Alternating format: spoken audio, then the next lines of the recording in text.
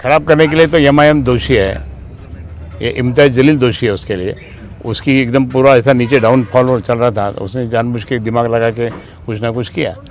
उस दिन से तो 28 साल तक ये शहर में, ज़िले में शांतितापूर्ण वातावरण रखा, क्योंकि मुस्लिम समाज के लोग बेचारे गरीब, कोई पंचर निकालता, कोई डबल रोटी बेचता, या हमारे यहाँ भी कोई भाजी बेचता, ये सबके धंधे कितने आउट हो गए थे, लेकिन कितने खुश थे अभी कि सब लोग 28 साल तक कभी कुछ हुआ नहीं। लेकिन एमआईएम आने के बाद में, हैदराबादी रजाकार आने के बाद में उसने शुरू कर दिया, सब कुछ शुरू कर दिया।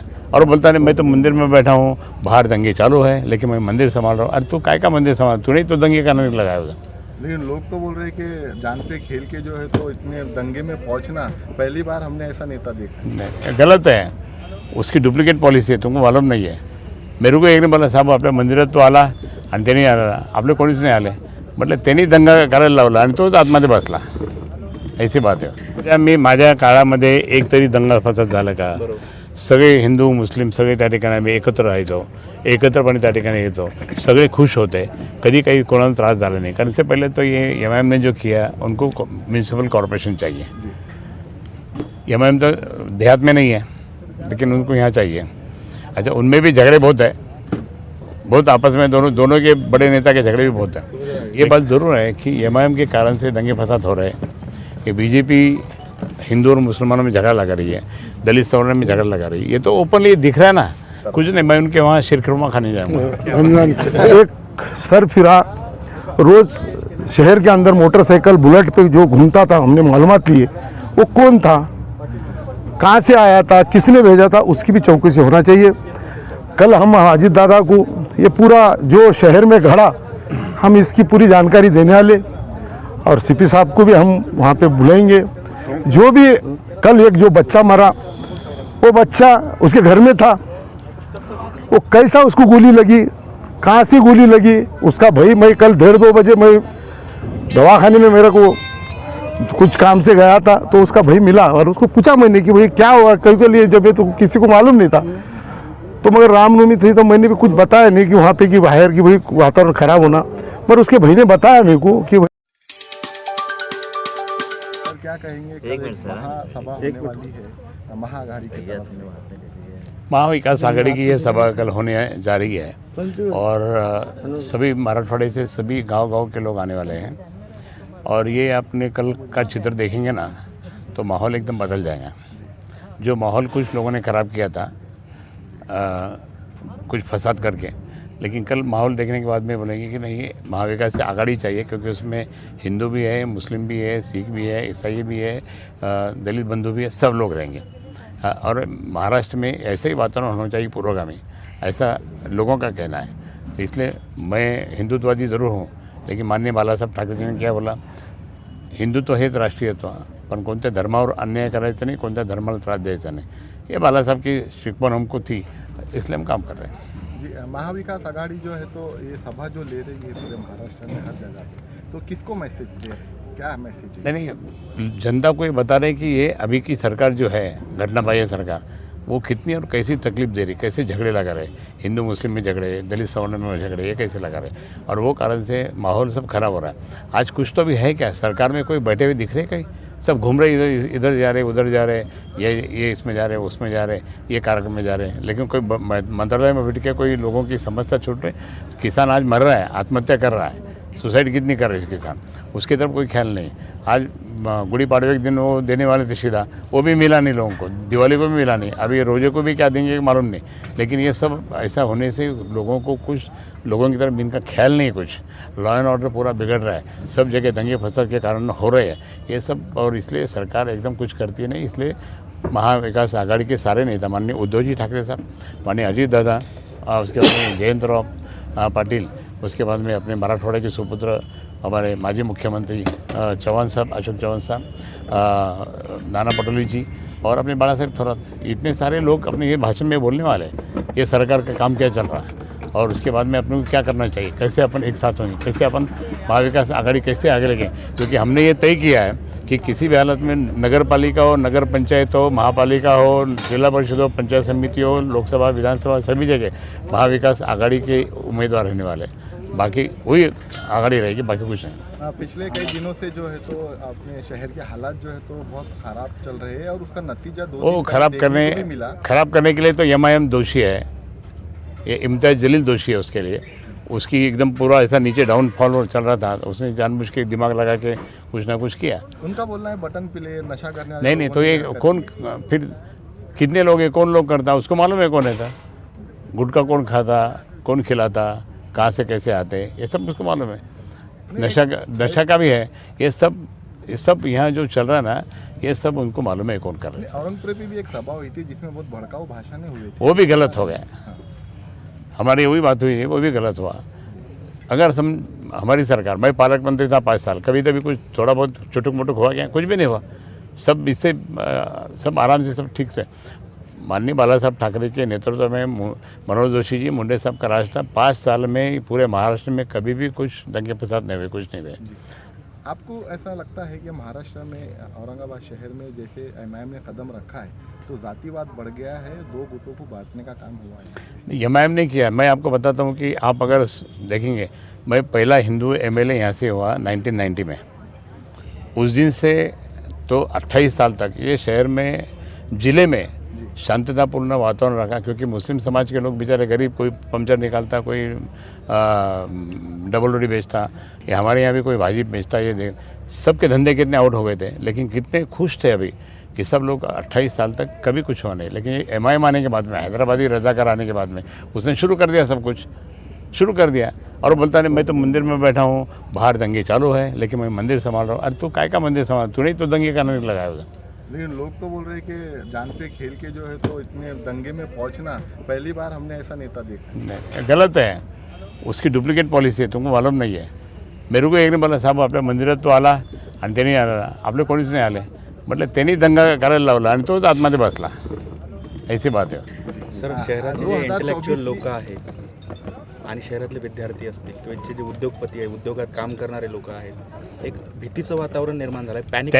त्यांनी यांना पण जाऊन भेटले होते, ज्यावेळेस उपोषणाला 17 दिवस बसले होते, इम्तियाज जलीलला जाऊन भेटले।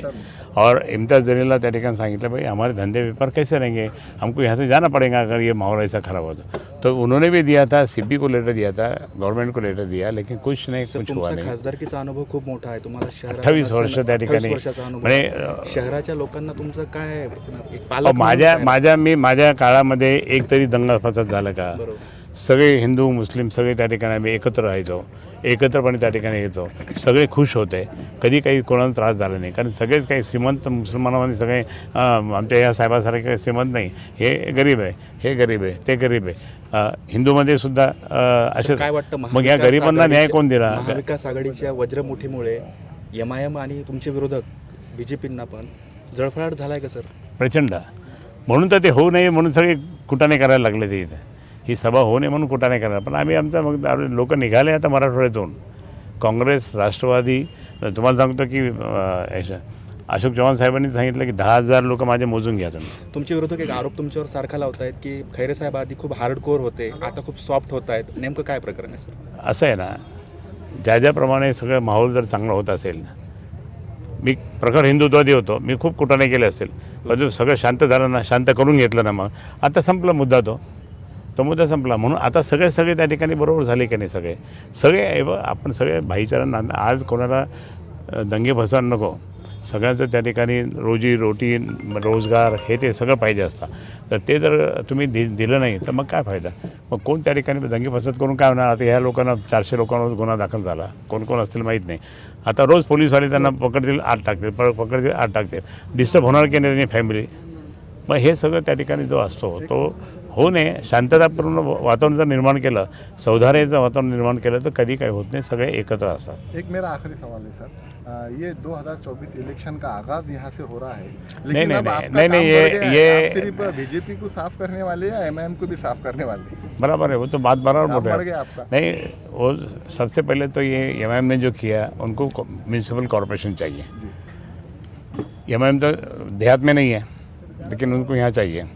अच्छा, उनमें भी झगड़े बहुत है, बहुत आपस में दोनों के बड़े नेता के झगड़े भी बहुत हैं, लेकिन उसके बाद में फिर ये सब जितना भी है, हाँ, ये जितने भी चल रहे हैं यहाँ, तो उसमें ये बात ज़रूर है कि एमआईएम के कारण से दंगे फसाद हो रहे हैं कि बीजेपी हिंदू और मुसलमानों में झगड़ा लगा रही है, दलित सवर्ण में झगड़ा लगा रही है। ये तो ओपनली दिख रहा है ना, वो उनकी ये सिद्ध करने के लिए और ये महाविकास आघाड़ी को डिस्टर्ब करने के लिए। 2.5 साल में माननीय मुख्यमंत्री उद्धव जी थे, कितनी तकलीफ दी उन्होंने, कुछ तो भी आरोप करना, ये करना, वो करना, लेकिन उद्धव साहब डरे क्या? नहीं डरे, बिलकुल खम क्या पद्धतीने काम किया सर, उन्होंने। उद्याच्या भाषणात आम्हाला खासदार म्हणून पुन्हा तुम्ही ऐकायला भेटाल का? उद्याच्या भाषणात असं काही नियोजन नाही, आहे आता ते आमचं कसं असतं, ते उद्धव साहेब डिक्लेअर करतात, ते आपण काही डिक्लेअर नहीं करत। थँक्यू। सर चलते चलते तो रमज़ान का महीना चल रहा है, मुस्लिम नेता आपके साथ आ रहे हैं, मुस्लिम जनता भी महाविकास आघाड़ी के साथ आ रही है, तो इसका क्या तोहफा मिलने वाला है मुसलमानों को आपकी तरफ? कुछ नहीं, मैं उनके वहाँ शीरखुरमा खाने जाऊँगा। महाविकास आघाड़ी की एक बहुत बड़ी सभा होने वाली है, जोर शोर से तैयारी चालू है, क्या मैसेज है औरंगाबाद शहरवासी? आज जी आमची महाविकास आघाडीची उद्या 2 तारखेला आम्ही तिन्ही पक्ष मिळून आमची सगळी चांगली व्यवस्थित पूर्ण तयारी झालेली आहे। आमचे नेतेच आदरणीय अजितदादा ठाकरे साहेब, काँग्रेसचे सगळे उद्या मोठी आमची सभा होणारी आहे आणि आज तुम्ही पाहत आहो की आमची सगळी चांगली तयारी तिघे मिळून आम्ही पूर्ण शहरामध्ये बॅनर, पोस्टर जी भी आहे सगळं आम्ही महाविकास आघाडीतर्फे एक चांगली मीटिंग आणि ही एक ऐतिहासिक सभा होईल। जी, अभी ये जो सभा होने वाली है उसके सामने जो है तो शहर का माहौल ख़राब होता आपको भी दिख रहा है, तो क्या लगता है आपको, क्यों जो है तो शहर का माहौल पिछले 1-2 महीने से ख़राब हो रहा है? नहीं, ये तो माहौल जानबूझ के उन्होंने जो है, जो जातिवादी पक्ष है, जातिवादी पक्ष जानबूझ के कर रहे हैं। और ये हमने 15 दिन पहले जब एक सरफिरे ने जो एक कमेंट किया था, हमने सीपी साहब को जाकर वहाँ पर बोले थे कि ये ऐसे लोगों को कि आज अगर ये ऐसे लोगों को इनके ऊपर गुनाह दाखिल करो और इनको जल्दी से जल्दी जेल में डालो तो ये शहर शांत रहेगा। हमने जाकर बोल के आए थे। उसी के बाद में भी एक सरफिरा रोज़ शहर के अंदर मोटरसाइकिल बुलेट पे जो घूमता था, हमने मालूमात लिए वो कौन था, कहाँ से आया था, किसने भेजा था, उसकी भी चौकसी होना चाहिए। कल हम अजित दादा को ये पूरा जो शहर में घड़ा, हम इसकी पूरी जानकारी देने वाले और सीपी साहब को भी हम वहाँ पे बुलाएंगे। जो भी कल एक जो बच्चा मरा, वो बच्चा उसके घर में था, वो कैसा उसको गोली लगी, कहाँ से गोली लगी, उसका भाई, मैं कल 1:30-2 बजे मैं दवाखाने में मेरे को कुछ काम से गया था, तो उसका भाई मिला और उसको पूछा मैंने कि भाई क्या हुआ, कहीं के लिए जब ये तो किसी को मालूम नहीं था। तो मगर रामनवमी थी तो मैंने भी कुछ बताया नहीं कि वहाँ पे कि बाहर की भाई वातावरण ख़राब होना, पर उसके भाई ने बताया मेरे को कि भाई ऐसा था, मेरा भाई सैरी करके नीचे आ रहा था, आने के बाद गेट के अंदर उसको गोली लगी और गेट कुफल तोड़ के उसको बाहर निकाले और हम दवाखाने में लेके गए। इसकी भी चौकसी होना चाहिए। और कल हमने निवेदन देंगे भी, दादा को हम पूरे बताएंगे भी। और कल एक मराठवाड़े के अंदर एक ऐसी ये सभा होने जा रही कि जातिवाद पक्ष के जो उन्हें सोच रहे भी नहीं होंगे कि उनका सोच ही है कि मुस्लिम अलग होना, हिंदू अलग होना और उनको फ़ायदा होना। मगर आने वाले वक्त में हम महानगर पालिका हो, जो भी जितने भी इलेक्शन आएंगे, हमारी महाविकास आघाड़ी हम सब मिलकर एक इस तरह हम लड़ते रहेंगे। सुप्रीम कोर्ट ने कहा है कि जो भड़काऊ भाषण देश में चल रहे हैं और जो दे रहे हैं उनके ऊपर लगाम लगाए, उन पर गुना दाखिल करे, इस पर आपका क्या? देखो, वो कोर्ट टी राजा जो आया था उसके ऊपर कितने गुने हैं, उन्होंने क्या क्या बोल कर गया, उसको परमिशन था क्या, उसके ऊपर गुनाह दाखिल हुआ क्या, किसको आने क्यों दिए, कौन लेकर आया, ये भी चौकसी होना चाहिए। अगर वो उन्होंने ऐसा भड़काऊ भाषण और उसके बाद में मुस्लिम के लेडीज़ के ऊपर ये जो लोगों को खतखत हो रही, ये लेडीज़ के ऊपर भी उन्होंने कई गुने ऐसा ये डाल के गया, ये ऐसा है वैसे है, ये ऐसे लोगों को शहर में आने क्यों दिए, इनके ऊपर आने नहीं देना था, पहले तो उसको वहाँ से भेज देना था और जहाँ से आ रहा वहाँ से। शहर का ऐसा वातावरण खराब और उसमें लेके आ रहे, अच्छा परमिशन थी क्या, बगैर परमिशन का पालक मंत्री साहब खुद उसके अंदर थे अब पालक मंत्री साहब उसके अंदर रहेंगे तो लोगों का क्या है, फिर कैसा शहर चलेगा? अगर परमिशन नहीं रहेंगे तो मिनिस्टर तो उसके अंदर आना नहीं चाहिए ना. तो ठीक आहे, पब्लिक आई, पर मिनिस्टर भी उसके अंदर थे. तर एक स्थानिक प्रश्न असा की मराठवाड्यामध्ये शिक्षक आमदार आणि पदवीधर आमदारच राष्ट्रवादी पक्षाचे दिसतात. उद्याच्या सभेतून असं काही मेसेज देण्यात येईल का की ग्राउंडवरही हा पक्ष वाढेल म्हणून? बाकीचं आमचं इथं पक्ष दोनच आमचे आमदार आहेत, आता तिसरं कुठून आणायचं? तिसरं येणाऱ्या काळामध्ये येईल, मात्र आमचे दोन आमदार बी सक्षम तुम्ही आहेत. आनंदी आहात? सक्षम आहेत, येणाऱ्या काळामध्ये येतील ना, आमचे आमदार बी येतील, खासदार बी येतील, मात्र ती बी सक्षम आहेत आणि मराठवाड्याची आहेत ती. तर आणि आत्ता ते निवडून बी आलेले आहेत. पूर्ण महाराष्ट्राच्या आणि देशाच्या राजकारण्यांची लक्ष उद्याच्या वज्रमुख सभेवर आहे सर. तर त्या अनुषंगाने माझा हा प्रश्न आहे तुम्हाला. तर येणाऱ्या उद्या आमची एवढी मोठी सभा होईल, हिचं पुरं मराठवाड्यामधून आमचे लोक येऊ लागलेत, औरंगाबादमधून बी इथं भरपूर लोक आहेत. आम्ही काँग्रेस, राष्ट्रवादी, आमची इसुबाई, आम्ही सगळ्या शहरामध्ये जागी जागी मिटिंग बी घेऊन आलो आणि लोक प्रचंड इथे जागा तुम्हाला उद्या सांगता येतं की पुरणारच नाही, पूर्ण बाहेर स्क्रीन विरीन लावावं लागेल. कल सभा है और आप जो है तो खास तौर पे मुस्लिम लोगों के लिए क्या आह्वान करेंगे और किस तरीके से करेंगे? मेरा मुस्लिम लोगों को जैसा रोज़े का टाइम है, रोज़ा खुलने के बाद जो भी टाइम मिलेगा वो टाइम में बीजेपी को ये पार्टी अपने को अपनी दुश्मन है पार्टी बीजेपी, ये बीजेपी को आने वाले वक्त में पूरे महाराष्ट्र से उसको ख़त्म करने के लिए सब जनों ने आना और आने वाले वक्त में बीजेपी ख़त्म करना.